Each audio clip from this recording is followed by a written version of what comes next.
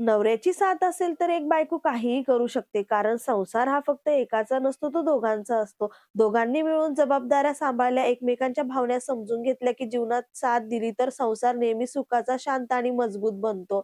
तर हे सगळं मी तुम्हाला आज का सांगते, तर त्याच्यामागे एक कारण आहे. पण त्याच्या आधी नमस्कार मंडळी, खूप खूप स्वागत आहे तुमचं माझ्या YouTube चॅनलमध्ये. तुम्ही बघू शकता माझ्या किचनमध्ये खूप पसारा दिसतोय तुम्हाला. डब्बे वगैरे सगळं काही तुम्ही बघू शकताय. कारण की मी आज किचन आवरायला काढलाय. माझ्या सासूबाईंच्या चुलत सासूबाई वारल्यामुळे आमच्याकडे गेल्या 13 दिवसांपासून सुतक होतं. त्यामुळे या काळात घरात काही शुभ कार्य झालेलं नाही आणि मागच्या आठवड्यात मला घर आवरायचं होतं, पण तरीही साफ करता आली नाही. सुतकामध्ये आपण जास्त साफ करू शकत नाही, कारण की सुतक संपल्यावरच सर्व काही नीट आवरता येतं. आता सगळं पूर्ण झालंय आणि पुढे होळी, गुढीपाडवा असे सणही येत आहे. म्हणून ठरवलं की एकदाच घर मस्त स्वच्छ करून घ्यायचं. घर स्वच्छ आणि नीटनेटके दिसलं की सणाची मज्जाही वेगळीच वाटते ना. सकाळी सगळ्यांची अंघोळ झाल्यावर मी कपडे मशीनमध्ये टाकले आणि नंतर ते वाळत टाकले. मग मी किचनमध्ये लक्ष दिलं. किचनमध्ये सर्वात आधी जेवढे स्टीलचे डब्बे होते ते सगळे डब्बे बाहेर काढले. मी नेहमी आवरतच राहते. त्यामुळे डब्बे फार खराब नसतात. पण इतके दिवस साफ न केल्यामुळे धूळ तर जमा होतेच. त्या स्टीलचं कसं असतं, हात तेलकट असतील किंवा काही काढताना थोडे डाग लागले असतील, तर ते त्यांच्या उमटून जातात त्यांच्यावरती. त्यामुळे त्यांना थोडी मेहनत घ्यावीच लागते. स्टीलवर घासणी वापरली तर स्क्रॅचेस पडतात, म्हणून मी विमचं लिक्विड घेतलं आणि स्कॉच ब्राईटची मऊ घासणी वापरली. त्या लिक्विडने मी सगळे डब्बे हलक्या हाताने एकदम व्यवस्थित स्वच्छ करून घेतले. डब्बे मस्त चमकदार आणि अगदी नवीनसारखे झाले होते. एक सांगू का? किचन आवरणं म्हणजे फक्त भांडी, डब्बे धुणं नसतं हो. किचन स्वच्छ केलं की मनाला एक वेगळीच प्रसन्नता येते आणि खरं सांगते, ज्या किचनमध्ये स्वच्छता असते ना, तिथे स्वयंपाक करतानाही खूप छान वाटतं. काउंटर स्वच्छ, डब्बे नीट जागेवरती, किचन वट्टा एकदम स्वच्छ, सगळीकडे हलकीशी चमक असलं की कामही पटापट होतं. माझ्या बाबतीत तर अगदी असंच होतं बरं का. तुमच्या बाबतीत पण असंच होतं का? मला नक्की कमेंट करून सांगा. मला ना एकच सवय आहे, मी स्वयंपाक करताना जे वापरते ना, ते लगेच त्यांच्या जागेवर ठेवते. त्यामुळे नंतर अजिबात पसारा राहत नाही आणि किचनही नेहमी नीट, स्वच्छ आणि डोळ्यांना सुकवणारं दिसतं. माझ्यासाठी किचन स्वच्छ ठेवणं म्हणजे घरातील ऊर्जा स्वच्छ ठेवणं. कारण स्वच्छता असेल की मनही शांत राहतं आणि कामातही उत्साह येतो. त्याच्यानंतर मी माझ्याकडे जेवढे प्लास्टिकचे डब्बे होते ना, ते सगळे धुवायला घेतले आणि मस्त असे स्वच्छ धुवून घेतलेले. तर माझी गॅलरी मोठी नाहीये हो, अगदी छोटीशी आहे. पण तिथेच मी सगळे डब्बे मस्त असे व्यवस्थित बाहेर ठेवलेले. थोडंसं ऊन होतं म्हटलं तिथेच मस्त सुकायला ठेवूयात. आता खुशीच्या पप्पांनी मला ही किचन धुवायला खूप मदत केलीये. तर आमच्याकडे ना एक्झॉस्ट फॅन लावलेला नाहीये. खूप दिवसांपासून आम्हाला एक्झॉस्ट फॅन लावायचा आहे, पण कधी आमच्या लक्षातच राहत नाही आणि कधी लक्षात येतं माहिती आहे का? जेव्हा फोडणीचा ठसका येतो ना, त्यावेळेस आम्हाला लक्षात येतं, की आम्हाला एक्झॉस्ट फॅन लावायचा आहे म्हणून. ठीक आहे, असो आता कधी लावणं होतं काय माहिती. तर किचन आहे ना खूप असं चिकट झालेलं होतं. सगळे फोडणीचे ते तेलकटपणा आल्यामुळे ना तर खुशीच्या पप्पांनी मला ते पूर्ण किचन असं मस्त व्यवस्थित क्लीन करून दिलेलं. तर झाल्यानंतर सुद्धा तुम्ही बघू शकता इतके बारकाईने बघताय, की कुठे काय राहिलंय म्हणून. तर जवळ-जवळ 2 तास लागलेले त्यांनी पण मला मस्त किचन असं धुवून दिलेलं. त्यांना माहिती आता एवढं सगळं काम आवरायचंय. जर एकटीने आवरलं तर 2-3 दिवस तर हमखास लागतील. तर मला खूप अशी मदत करत असतात ते नेहमी अशी कामांमध्ये जेव्हा त्यांना भेटतो त्यावेळेस. खुशीच्या पप्पांची इकडे खिडकी साफ करणं चालू होतं. म्हटलं चला तोपर्यंत बाकीची कामं करून घेऊया. तर मिक्सरही थोडंसं खराब झालेलं होतं, तर तेही मस्त असं क्लीन करून घेतलेलं. तर तुम्हाला एक सांगू का, घरात काम करताना नवऱ्याची साथ मिळाली ना, काम फक्त कमी होत नाही, कामात आनंदही वाढतो. नवरा-बायको दोघांनी मिळून किचन आवरलं, घर सांभाळलं, तर ते फक्त काम नसतं, ते नात्यातली समजूत, साथ आणि आदर असतो. मी खरंच अनुभव घेते, की जेव्हा माझा नवरा माझ्या कामात मदत करतो ना, तेव्हा मला एक वेगळीच ऊर्जा मिळते. मी एकटी नाहीये, माझ्यासोबत माझा नवरा आहे, असं जाणवतं. आणि लेडीज मी तुम्हाला एक सांगते, घर हे फक्त बाईचं नसतं आणि किचन स्वच्छ ठेवणं ही फक्त बाईची जबाबदारी नसते. दोघांनी मिळून दिलेली साथ इकडे खुशीच्या बाप्पांनी किचन आणि किचन ओटा मस्त असा धुवून घेतलेला. इतकं व्यवस्थित साफ केलेलं होतं त्यांनी, एकदम चकाचक वाटत होतं. त्याच्यानंतर मायक्रोवेव्ह ठेवलं आणि आतून आणि बाहेरून मायक्रोवेव्ह मस्त असं पुसून घेतलेलं.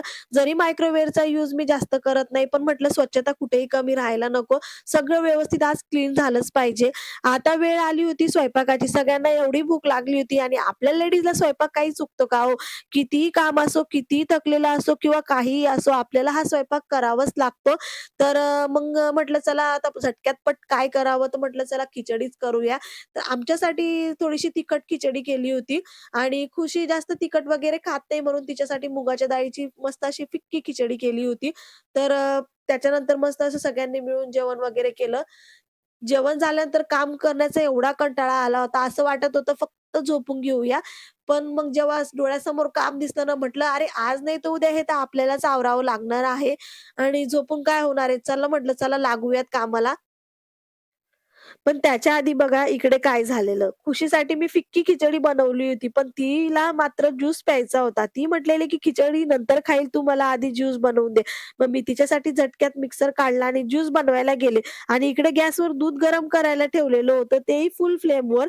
ज्यूस बनवताना लक्ष मिक्सरकडे होतं आणि दूध एकदम वर येऊन सगळं खाली सांडलं.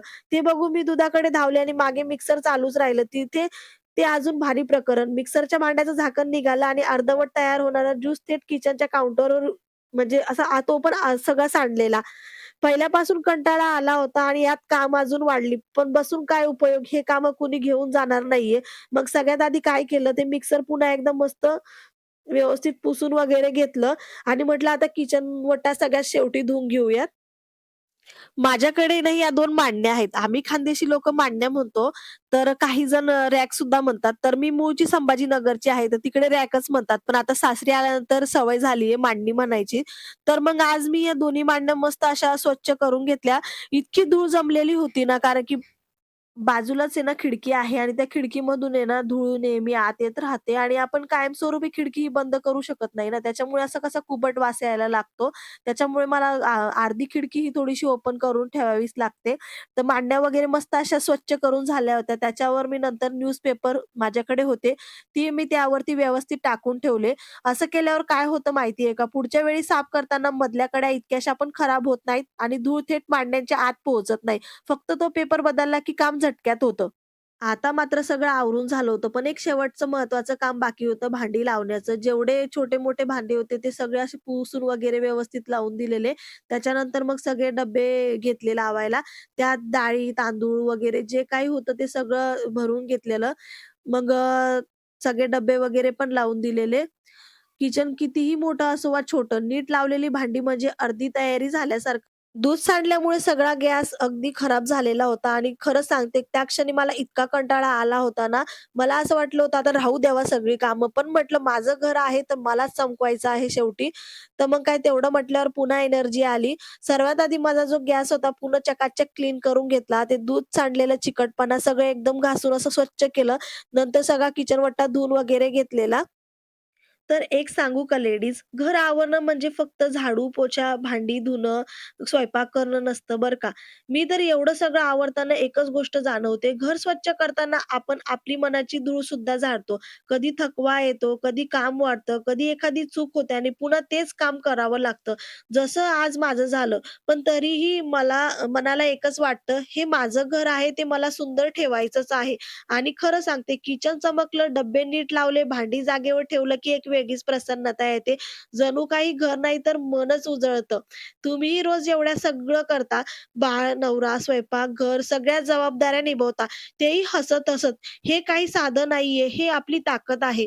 तर लेडीज आपण जे करतो ना दररोज ते काम नाही, तो आपला अभिमान आहे. आपण आहोत म्हणूनच घर घरासारखं वाटतं. तर संध्याकाळचे 7 वाजले होते आणि माझं पूर्ण घर मस्त असं चकाचक आवरून झालेलं होतं आणि खरं सांगते त्या क्षणी घर बघून मला इतकं छान वाटलं ना, जणू माझा सगळा थकवा कुठेतरी पळून गेला. आता रात्रीचा स्वयंपाक काही चुकणार नव्हताच. पण म्हटलं आधी थोडंसं बसून घेऊया, थोडंसं रिलॅक्स होऊयात आणि मग पुढची स्वयंपाकाची तयारी सुरू करू. तुम्हालाही कसं वाटलं मी आज आवरलेलं घर मला नक्की कमेंट करून सांगा बरं का. आणि हो, अशाच हसत राहा, चमकत राहा आणि स्वतःला कधीही कमी समजू नका. आपण घराची शान आहोत. व्हिडिओ आवडला असेल तर लाईक करा, शेअर करा आणि चॅनलला सबस्क्राईब करायला मात्र विसरू नका. भेटूया नेक्स्ट व्हिडिओमध्ये. बाय.